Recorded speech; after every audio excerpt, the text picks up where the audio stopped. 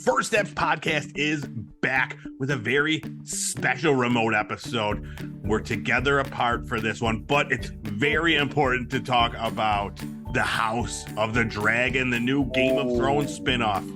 Yes. Exciting. Let's do it. My name is Eric. I'm Sir Keith the Wise.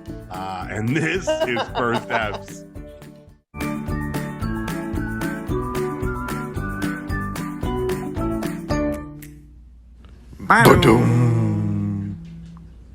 What's up, everybody? Welcome back to another episode of First Eps. I didn't know we were going to be giving ourselves titles here. I want to be Sir Eric, the noble. Okay, all right. I was going to say the chaste. Well, sure. That works. That works too. The chased by all the ladies. You know what I mean? See what I did there? Yeah, so we are not together. Audio listeners, you could probably tell. Video listeners, obviously. I guess they would be more than listeners, though. Video watchers. Yeah, voyeurs. Anyways, let's not get into the weeds here. But yeah, we had to get, one of us may have COVID. We're not going to tell you which one. Right. That's a game that you can play at home. Purpose. Exactly. But we had to talk about the House of the Dragon. We're both huge Game of Thrones fans. We've read all the books, watched all the shows, talked all the talk. So Yep. You just got back from a vacation. I have just been waiting here patiently at this computer, waiting to talk about it. Just sending out Zoom invites every moment. Yeah, and nothing ever came through. It was always just I just sat and waited. But now we're together. We can finally talk about the first episode of the House of the Dragon, the new Game of Thrones. Oh, yes, let's do it. Oh, my let's God. do it. Before we, before we share our thoughts about it, though, let's just say we watched the first episode. There will be some spoilers for the first episode. We're going to talk about what happened, and then we're going to give our take on what we thought of the show. As Dragon's blood. Oh, the dragon's blood. Look at this. I got just regular beer, but the Game of Thrones chalice. Do have something I can put it into too, not just say that. Yeah. You got like a goblin. Yes. All right, let's talk about this show. We'll run through the first episode, what happened, and let's go from there. So it starts off. We get like a voiceover, and we're at this ceremony. Already 5 minutes in, I'm already like, I have no idea what's happening. I was already confused, which is perfect because that's how I spent the entirety of the 8 seasons of Game of Thrones. Maybe that's not true. Not the first full 8 season, seasons. Definitely The first season. Maybe the second half or the first half of the second season. But and then then we read the books and everything fell into place. It all made sense. Yeah. But I was definitely confused at the beginning of this. Like, who are these people? I'm trying to place names and that sort of thing. And I never really focused on that stuff too much. Now you are the resident historian of Game of Thrones. I had to brush up on it more, and this did make me want to. We'll talk about it. Okay. But I'll pull back in as much as I can remember about the houses and the lore. All right. So a while, but yeah, we start off and it's Viserys Targaryen, and it's some sort of ceremony for him. Now, first question I have now. So that we go. This is where we go. We show the theme, the opening theme thing. There was no dun dun dun dun dun dun. It was like it was just like it was kind of like a real basic thing. It really Were you disappointed? Don't even remember it. So I guess that's almost as bad. Yeah, you did. I wonder though. I mean, we'll talk about it if it's going to start like in the second episode. I did hear that. So you are correct. Does it? Okay. It does. Yep. Because this whole one kind of felt like the whole episode kind of felt like a prologue in a way, and now I'm wondering if now it's like and that was kind of what that was. But that's interesting. Okay, because it does the end credits. It does play the song, and it's something similar to at least very epic sounding. Right, yeah, it was like sung by like a chorus, like a women's chorus or something. It was very interesting. But yeah, so we got the theme. We see the little title card, 172 years before Daenerys, and then we see a dragon, a beautiful dragon flying through the sky. What a dragon! What? It was exciting. And then you focus on the dragon more, you see there's someone riding the dragon. Like they got like a saddle and everything. It was really cool. That lands, and we see Daenerys Targaryen get off. That was exactly what I thought. I'm like, this bitch looks just like the like the Wish version of Daenerys Targaryen. Like it had the same look, same hair, same complexion. She was much like stranger looking. This actress had a very strange look. She's I can't tell how to take her. She's unique, very unique looking. Yeah, she's got like that Anya Taylor-Joy look where it's like she's not like unattractive, but you know, like unique. Yeah, absolutely. And it's interesting because I was seeing how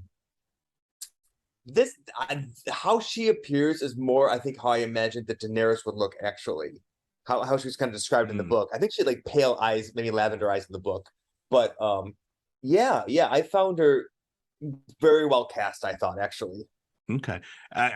You do find, like, I didn't notice at the time, but it only plays her like the young version, and then, well, obviously we know it, you know, from this episode there is a time jump or whatever, and we see like, because I thought it was going to be her the whole time, not a different person. So I was a little relieved because the whole time I looked at her, I was like, what is going on? Like I couldn't like figure out what was happening. It's gonna be awkward with her during all these sex scenes you're gonna throw on us and during this. Yes, absolutely. And we got right into those too. I'm sure we'll talk about them. Yes. Too. First of all, though, the next thing I thought that was super cool that goes along with this world, dragon like wranglers, those people. When they're out there, like they gotta like with the weird like little sticks. Yes. Would you want to have that job? No, I say it looks cool. I bet their life expectancy can't be very high. No, they pay well, but terrible life expectancy. Short-lived. They're like those oil rig workers where they like, you know, absolutely. They make a lot of money. I'll tell you what I would want to do is I would want to be like Elise Hightower when she comes out of that palanquin to greet her. When they landed, and then like this beautiful, she reminded me of like Marjorie Terrell meets like a very young Catelyn Stark, and I'm like, who is this person? I love her already. Yeah, she's joyful, and she's like, you shouldn't be flying. Come with me, and let's prance through the court together. Your father needs you. I'm like, I love this chick. Yeah, she was great. I agree. I had no idea like who she was at the time, you know, but yeah, she it was she was great. I liked her character. But next up, we see Matt Smith. It's our first look at him. He's playing Daemon Targaryen, and he's sitting on the Iron Throne, just chilling out, committing high treason or whatever that would be, you know. And then we get to our very first House of the Dragon incestual moment with Uncle Daemon and little what's her name? What's the woman's name? Little Daenerys, we'll call her, because I don't remember either. I'll look it up. But yeah, and he's like, I'm like, oh, here we go. It was Rhaedris or something. Yes, RHEA something. Yes. But yeah, he's like, you know, being creepy and like, you know, what was he doing? He was like putting a necklace on her or whatever, and I'm like, here we go. Like, Rhaenys. It was. I was like, where are we going with this? Thankfully, it ended there. It did. Wasn't yeah. Sure. Yeah. Rhaenyra. Yeah. Rhaenyra Targaryen. That's it. Yep. And then the next scene we see is the king is on his I don't know, he's in his whatever, he's in his chambers, and they're like looking at like this giant like hole in his back. Now, was that like Myrsa? Oh, yes, that's right. Was that What'd you say? Was that Myrsa? like some sort of infection like that. It was just a hole. I mean, an first I guess infected could hole. present like that. What? It looked like I guess it could. It definitely was some kind of a very bad wound that was not healing. It looked, It was gross. It was gross. So, yeah, we see the king. He's ailing. Then they spoke about just from medical things with the leech was working and they might cauterize it, which is a good idea. So let's see that worked. Yeah, we'll see if the young maester was correct in suggesting that. But I don't know about that because the young maester, because the other maester made some decisions later on that I did not want to follow, but that's fine. Okay.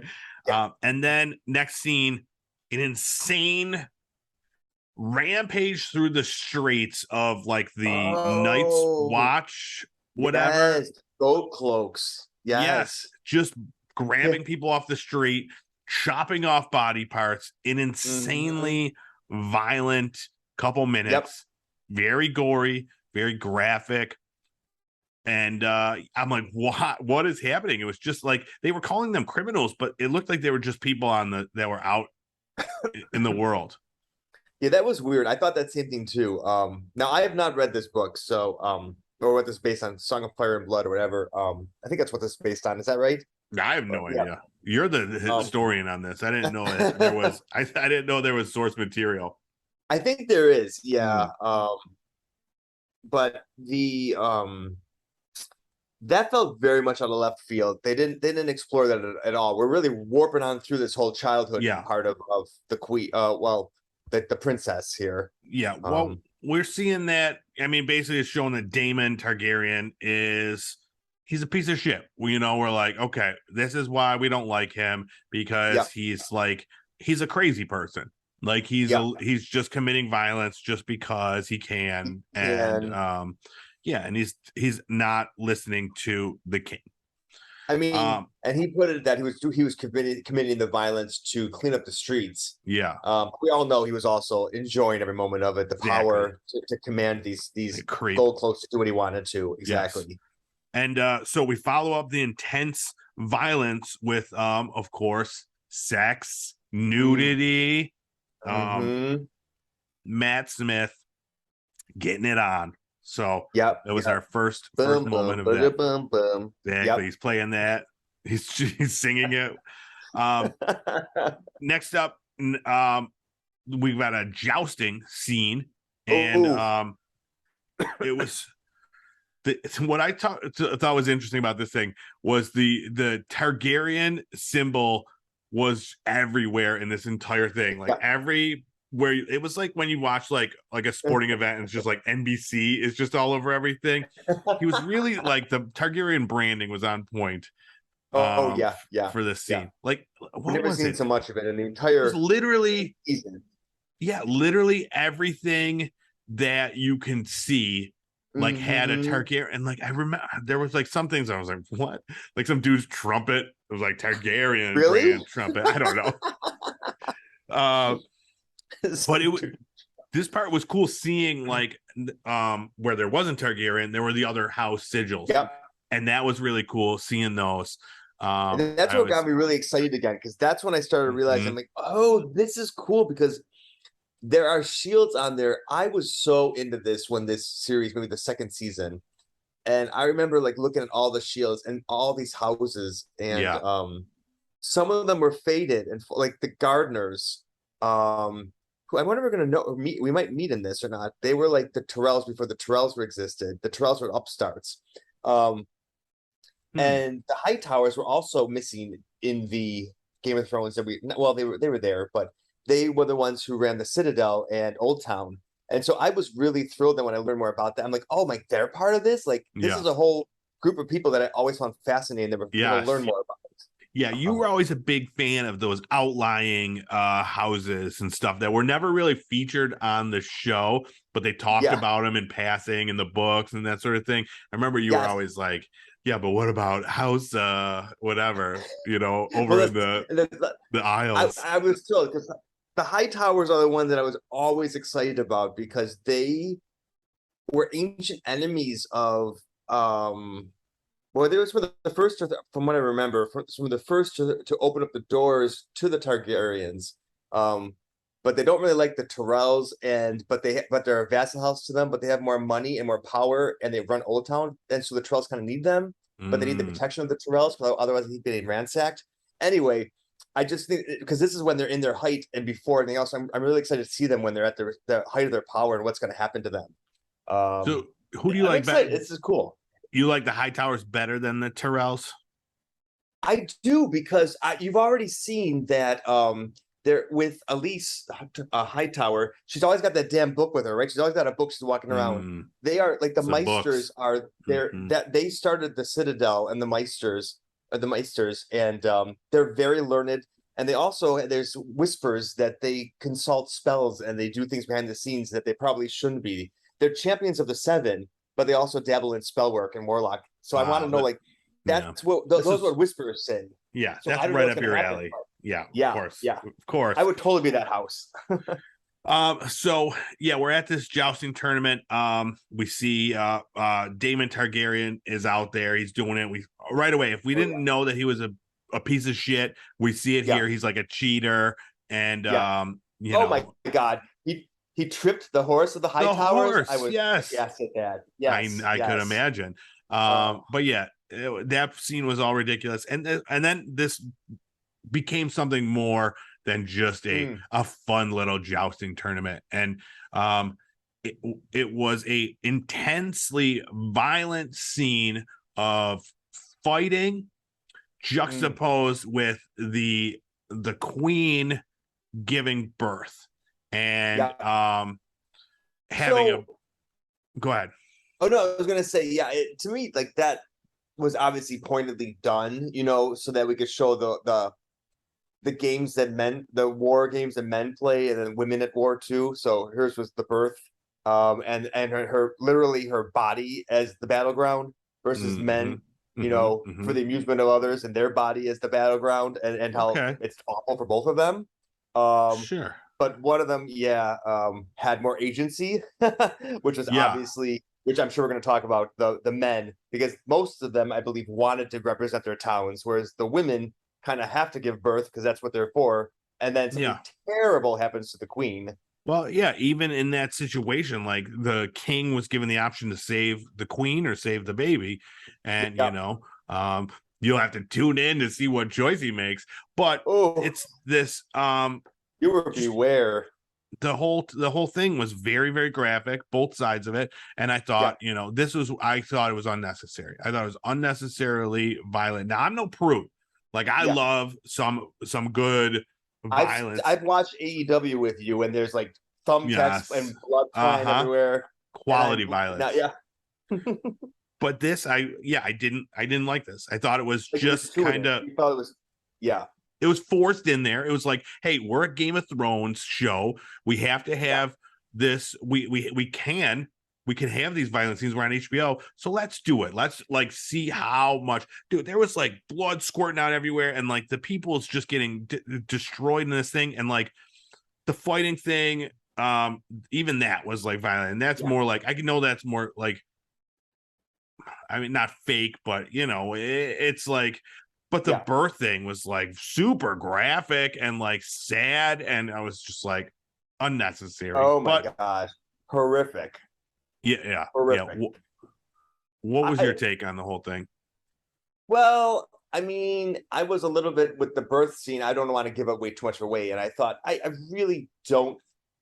I can't imagine that people who are trained healers and midwives would do what happened there. It as completely, I'm just gonna say, butchering as they did. Like, it was ridiculous to me. Like, I think there would have been a little more depth and delicacy done to it.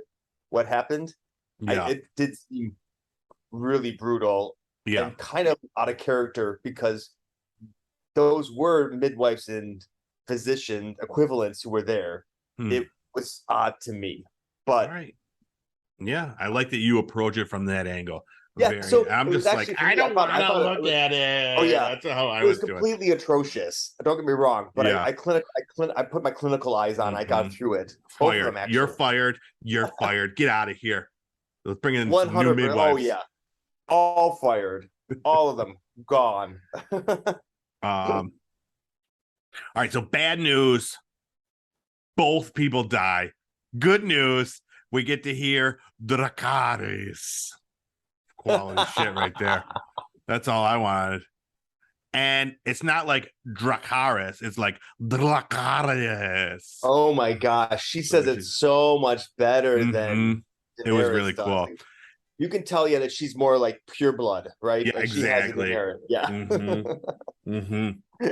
Danny was like, Dracarys over here. So now the question. So by both die, you mean mother and baby, not because we were kind of talking about the the midwives. Yes, the midwives are okay. Matt Stone or whatever, they might not die. Yeah, Matt Stone and Trey Parker are okay. They're making South Park. But yeah, Matt Smith, yeah, he's okay. He's still a piece of shit. And like so next it's all about who's gonna be the heir to the kingdom. We don't know. I'll tell you what we do need though. More nudity. And then there's like this orgy happening, some sort of crazy event with Damon over there. And what I loved about this is like during the announcement, and the one guy paused with his ass out. The dude that's like banging the chick. Yes. And he like stopped mid-pump and was like, eh? It was ridiculous. Like literally just stopped. He's like, all right, hold still. Okay. It was in fact, when that happened, I couldn't stop laughing myself and like, oh, this would have been a great one if we were all viewing this together. Too bad. Oh, absolutely. Yeah, he was like, this is important. We got to pause this for a moment. And we come to find out that Damon said some shitty shit. He said that he called the baby the heir for a day, and the king found out tomorrow. Yeah. Yep. Yes. Heir today. I don't know if he said that, but he should have. Yeah. And that might even be the no, that's too crass to have for our episode title. For our title, heir today, gone tomorrow. Oh man. But the king was pissed. He was like, hit the road, Damon. You are out of here. Now, who was the one that came to him in that amazing white cloak and got on the dragon? Was that like the woman from like the madam from the the sex shop? Or was that like I don't know, because she looked very regal. I'm like, this woman comes out of nowhere then to like get on the dragon with him. She's wearing this beautiful white cloak, like just clipped around her breast, and she's so beautiful. And I'm like, who is this with him? He's supposed to have a wife from the Vale, and I'm like, maybe we just didn't either. That's her. I don't know. But she did not seem like the slutty one who was with her clothes off the entire time that we saw her with before. But I don't know. No, that was definitely not her. Okay. But yeah, I don't know who it was. But maybe he's like polyamorous and he has, multiple partners. Who knows? But we do get our new heir. It's Princess Rhaenyra. And then everybody, this is another cool scene where all the houses come up and very cool, pledging their fealty to her. And I was like, oh, you recognize all the names and it's exciting to hear them. The Baratheons, which I was like, Stark, ooh, those little was even there. So yeah, that was really cool. And then another thing that I thought was interesting was the Iron Throne is so much more iron. Yeah, huge. So many more swords. I thought that too. Because when I saw that too, I was like, wait a minute, was it always this? Like there are swords coming actually into the audience chamber. It's not just the throne. Way more swords. Really dramatic. Yeah, very, very cool. And then bam, that's the first step. We get the Game of Thrones song, like I said, sung by the choir, and it was fantastic. So let's not get into our review. I do want to talk about in our Game of Thrones extravaganza. Yeah. I want to talk about some of the other spin-offs. Now this is not the only spin-off scheduled or planned to come out of the Game of Thrones universe. So there is a untitled Jon Snow series that is supposed to be like right after Game of Thrones. We know the happenings of that, and it's with Kit Harington. In fact, like he pitched this himself. He must be like out of work and was like, listen, let's get back to this. So that would be interesting, and that would be like a direct sequel.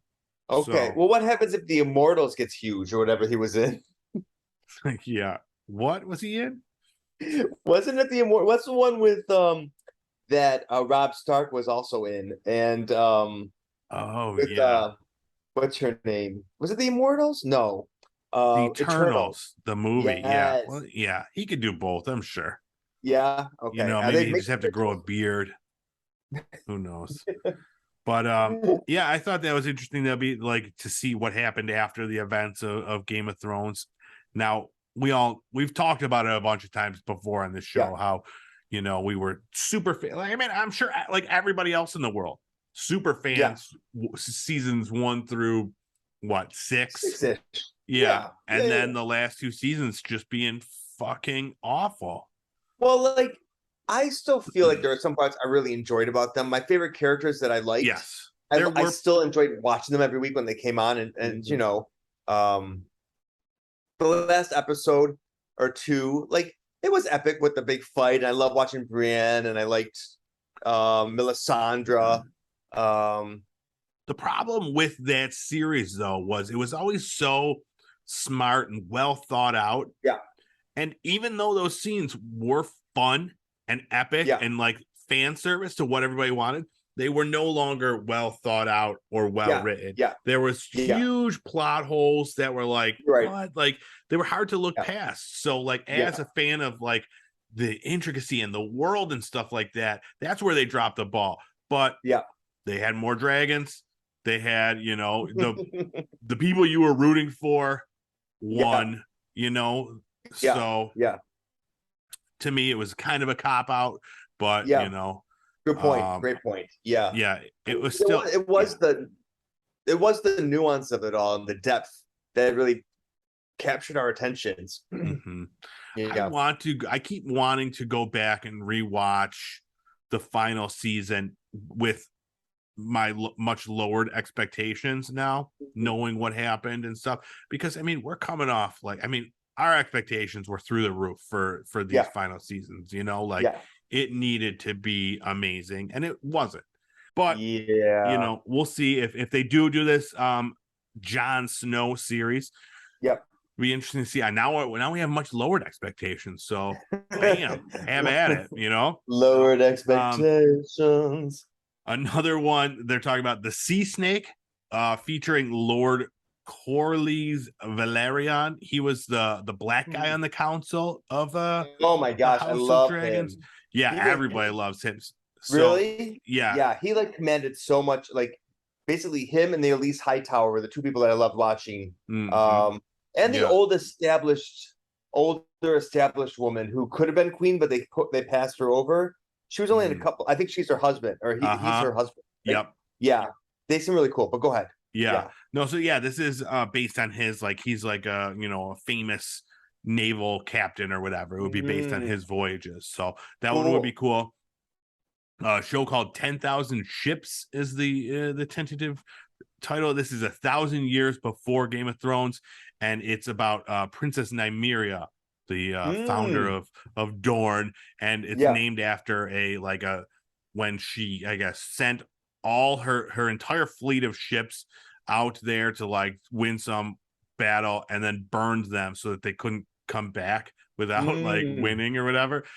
So that is you know, sounds cool. A pilot for that. And then another one, A Tale of Dunk and Egg. This is, you know, based on this book. Yeah. It's like a few like short stories, and it's based on the adventures of Sir Duncan the Tall and Aegon Targaryen, set 90 years before Game of Thrones. Okay. So, And then there's 2 animated series pitched. Wow. One of them is called The Golden Empire, and that's a loose parallel to Imperial China right now. So it's a like an Asian Game of Thrones, I guess. Okay. And then a couple that were pitched failed. One was a series about Flea Bottom. They were going to have like a show about like the poor people of Flea Bottom. Okay. And then the one they filmed a pilot with Naomi Watts called Blood Moon, and that was set 8,000 years before Game of Thrones during the Age of Heroes. And that one they just said it was with Bran the Builder and everything, but must have been yeah. So, but that one it just needed more intrigue, needed more like I guess it just wasn't the story wasn't up to what people want. Maybe it was a little boring. Interesting.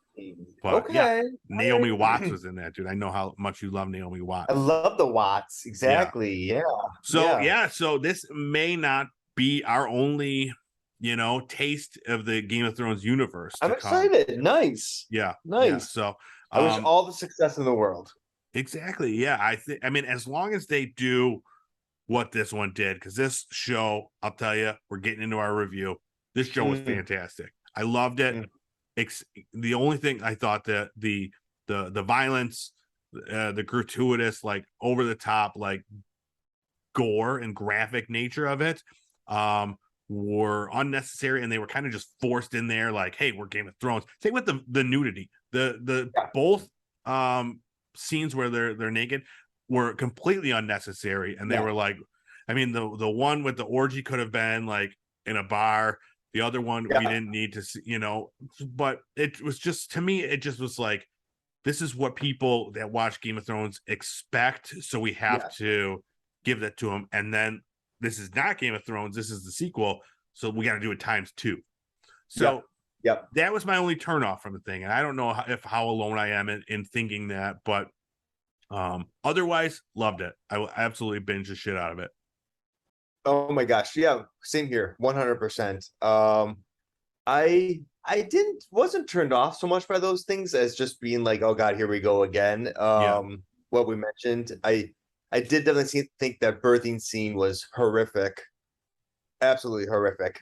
But it did seem a little bit like I can appreciate your point though, that it seemed built for spectacle and not to flesh out the story in any way, shape, or form, because they could have done it off. We knew where that was going, and they kept it going.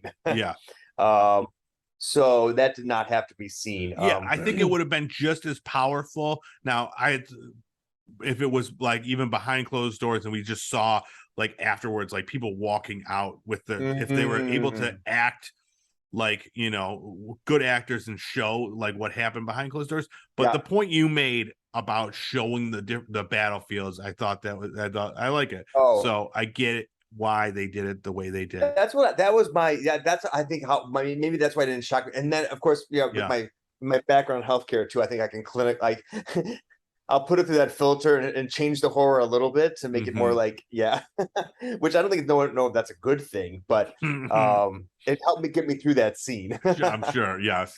Like I said, where I was just like telling my wife, I'm like, tell me when it's over. Excuse me. I think I just gave myself out with the who has a diagnosis. But I have to say, I absolutely loved the show, and my only fear is that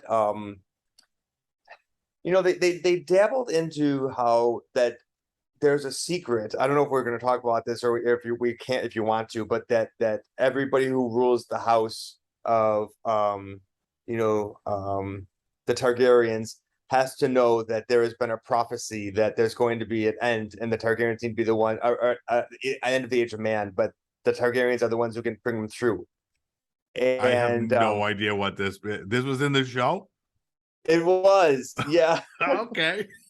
He said it was at the very end when he was telling her, like, you have to remember they were standing in front of the huge skull of the the dragon skull, the ginormous one, and he had his hands on the fire, and he's like, listen, this is very important. And that's when he told her about this. So like a Targaryen will need to be in power for this, and you are going to be the next one to possibly lead the mankind to their salvation. So this is very important for you. It's more than just ruling; it's about saving people. All right. And so, but that made me think about like, oh well, like what is going to be the big intrigue? Because of course there was the Game of Thrones, the politics of it all in Game of Thrones, but there was also right the supernatural, the Ice King, and everything happening there. Like, is there going to be any of that element to it too, or is it going to be more just battling for her politics? You know, if it's just all or house turmoil, like who's the rightful heir, that sort of thing. That's a good point. I didn't even think outside of really this first episode about what to expect. So I mean, there's dragons, so we got that. But as far as like that, the magic and that sort of stuff, is it going to be just just the Targaryens and their allies kind of turn each other apart, because that's kind of hinted at, or is it going to be a greater story too about trying to prevent are there I don't know, children of the court, what are they called, those people that have those powers, and the children of the corn. Yes, no, that's a good point. I really you know, we're only paid to think about the first episode here at First Eps, so I have not really moved past that. But I mean, what kind of epic battles can we see? What kind of you know, how big can this story get if it's just centered around this house? Exactly. So that's a good point. I'll have to you know, it's more of just like an upstairs downstairs situation here. Exactly. Going on. Well, that's why it was interesting when you said that one got that one with the founding the age of men and all that, because that I don't know much about it, but I know that has some of those fantastic stories where they built the wall, where the children taught them like magic. Exactly. I think dragons were just coming around for the first time. The high tower is being built up, and like all these things are being woven in with magic and with higher power. For that, you're gonna have to wait until next week when we talk about the Lord of the Rings, Rings of Power, right here on First Episode. That'll be that. I'm sure that's going to fill that void right there. You know, talking about the beginning of magic and everything. I'm excited. I actually didn't realize it came out next week already. And when you mentioned that earlier, I was like, okay, all right, this is gonna be a good couple of weeks. Pumped. Exactly. You have to go prep yourself by watching all the extended versions of the Lord of the Rings movies and The Hobbit by next week. So not The Hobbit. I'll watch just the Galadriel parts of The Hobbit. I'll do the rest of that. Deal. All right. We got anything else to say about House of the Dragon? If you're at all interested, you should watch it. It was interesting, but definitely make sure that you do not watch about eating, because there's a lot of violence. I did see just today that the second episode actually got more viewers than the first episode. So I was shocked, because the first episode like crashed the system and like broke so word of mouth though is spreading. So people who might have been turned off by the last two seasons are returning. Absolutely. I think that's exactly what happened. We're like, all right, I'll give it a shot. You know, they don't want to be burned again, but then you know, office water cooler is a buzz. I have to say, the one thing about about the tournament that was cool was they had the box, right, of a lot of the nobles, a lot of this ruling group, right? And so we saw some of the obviously a lot of Targaryens. We saw some high towers. I forgot that the right hand of the king is a high tower. So I do want to know more about who they were. That's children. And I'm like, who are all these people? So I am excited to learn more about those people, because they all look very cool. Exactly. The costumes and the look of these people were great. Yep. So, and there already has been, they did order a second season. So, you know, it will happen. You'll get more. So, yeah, it's very exciting. I'm definitely looking forward to watching episode 2. We'll see how it compares. But all right, thank you so much for checking out this episode of First Eps. You can find us on social media. We're everywhere: Twitter, TikTok, Facebook, Instagram. We're on YouTube. Pop Culture Playground is where you'll find this show on YouTube. And then, of course, podcast services around the world. Any podcast service, we're on it, guaranteed. Yeah. So yeah, guaranteed. that's or your money back. Or your money back, your hard-earned money back. But all right, that's all I got. Anything you want to add? No, have a great week, everyone. All right, we're out of here. Thanks so much. We'll see you next time. Bye.